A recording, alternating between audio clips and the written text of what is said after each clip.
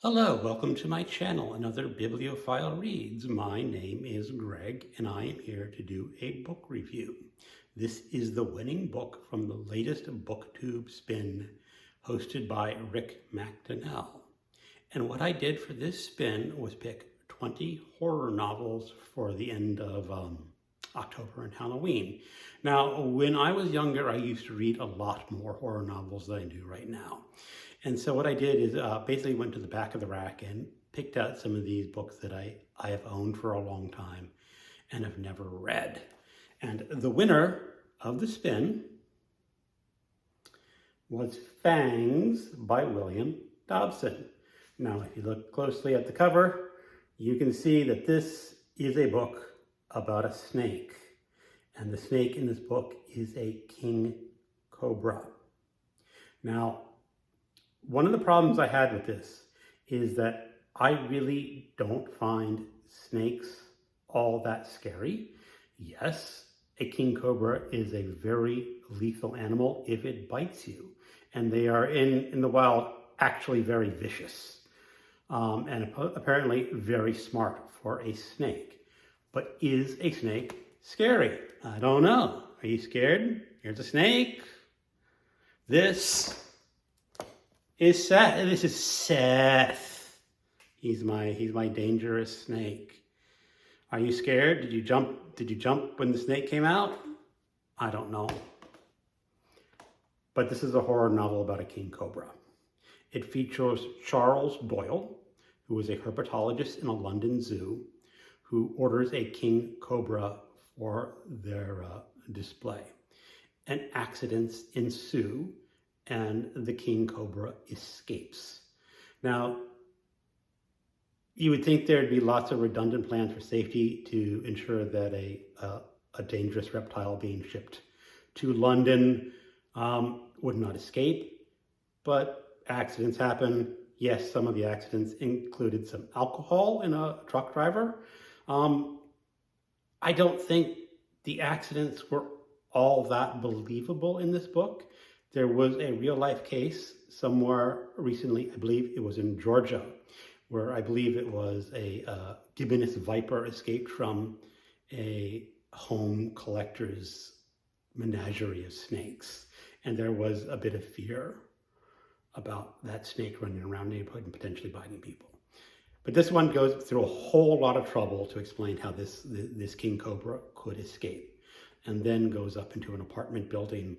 And this is a very rich penthouse, the 21st floor in London, and basically terrorizes the residents of that floor. Now, when I say terrorize the residents of that floor, I'm being a little kind. There really is no terror or scariness about this book, because mostly the snake just sits back and does snaky things and only occasionally comes out and bites people. Which is kind of curious for a horror novel, that there's not a lot of terror or fear in this book. Mostly it's about the characters, and the characters, as I said, are really not all that interesting. The main character, Charles Doyle, is a herpetologist for a London zoo, and just before the snake escapes, his wife leaves him from another man. And he is really rather nonchalant about his wife leaving him. He just doesn't seem to care that much. And that's really what his wife is complaining about, is that she doesn't think he cares that much about her, so she leaves him from another man. And then there's some other characters in this book. You meet a aging actress who's struggling to get jobs. And if you look closely at the cover, you can see her naked on a table below the snake. And that's really nothing to do with the book. They're just showing a naked woman and a big snake because that will get people to buy the book. So she is one of the first, let's just say, victims of the snake. And then you get to introduce some other characters. One is an Arab prince named Ahmed. And it has really a rather dubious description where he describes his eyes as dark with ancient evil. I don't think a writer outside of the 80s could get away with calling an Arab character dark with eyes of ancient evil in modern day books. And the character really isn't all that evil. He's a bit of an asshat because he is also leaving his wife for various reasons. But he does show his strength as a father because there is a young boy that he takes to this hotel. So here comes another problem with this book. There is a child in peril. Let me get the right look. Child in peril. It's like, oh, don't let the child die. Got to save the child. Child in danger. You know, I just don't care that much when a child's in danger. If anyone's going to be bitten, it's bad. Doesn't matter if it's a child or an adult, an aging actress or an old businessman. They don't deserve to be bitten by snakes. So that is the crux of the novel. It's not a very good novel. I have to say that. It's not horribly written, but it's nothing competently written. The characters are dull. They're cliches.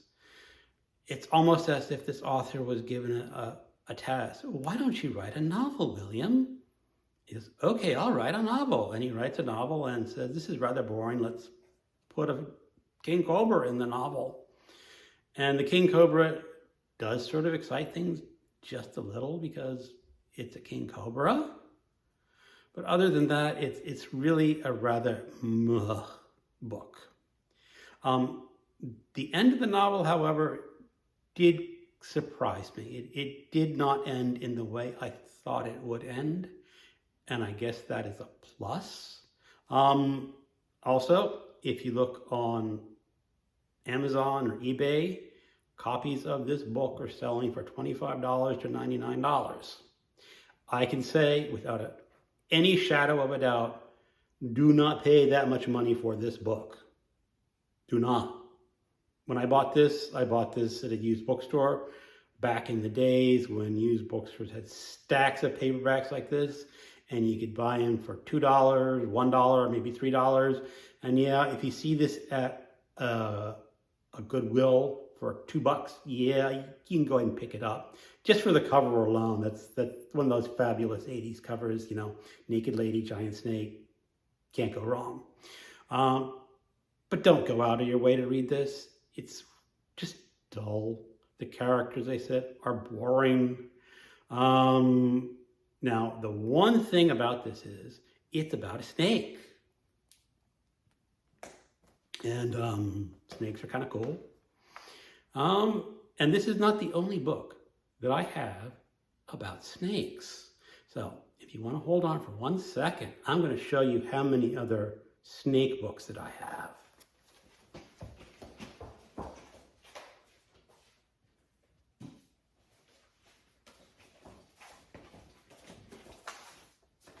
First up is Venom. This is about a mamba in a luxurious London mansion. Just look at the terror on that boy's face. He is absolutely terrified of this mamba is going to get him.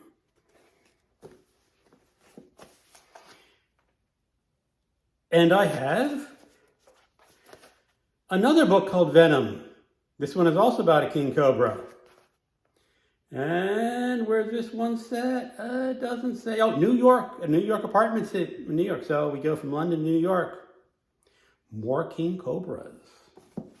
And well, we're getting out of the mamba and cobra category, but I also have a book about rattlers. Look at that.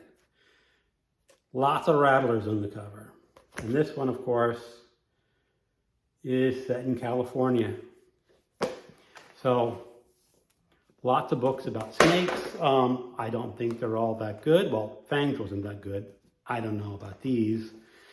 This Venom, this Rattlers book, probably pretty expensive on the used market, just because some collectors think they'll get some money out of it.